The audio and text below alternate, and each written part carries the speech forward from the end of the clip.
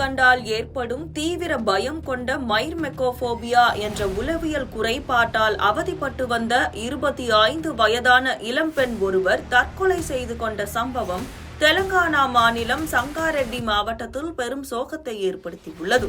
சங்காரெட்டி மாவட்டம் ஆமீன்பூர் காவல் சரகத்திற்குட்பட்ட பகுதியைச் சேர்ந்தவர் மனிஷா.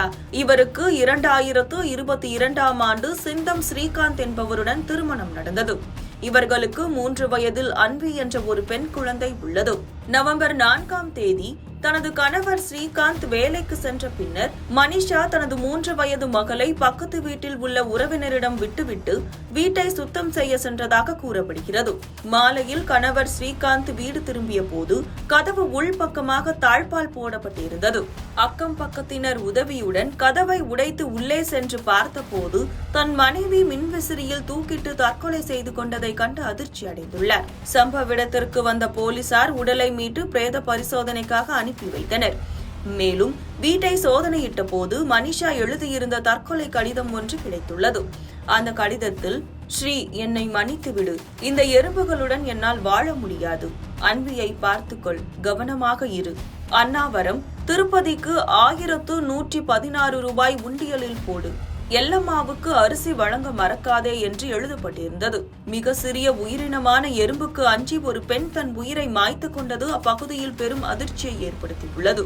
போலீஸ் விசாரணையில் மனிஷாவுக்கு சிறு வயது முதலே மைர்மெக்கோபோபியா என்ற தீவிரமான எறும்பு பயம் இருந்தது தெரியவந்தது. இந்த அச்சத்திற்காக அவர் தனது சொந்த ஊரான மஞ்சேரியாலாவில் உள்ள மருத்துவமனையில் ஆலோசனை சிகிச்சையும் பெற்று வந்திருக்கிறார். மைர்மெக்கோபோபியா என்பது எறும்புகளை பார்த்தாலோ அல்லது நினைத்தாலோ ஏற்படும் கட்டுப்படுத்த முடியாத தீவிரமான பயம் ஆகும். இது ஒரு குறிப்பிட்ட பய அறிகுறி வகையைச் சேர்ந்தது.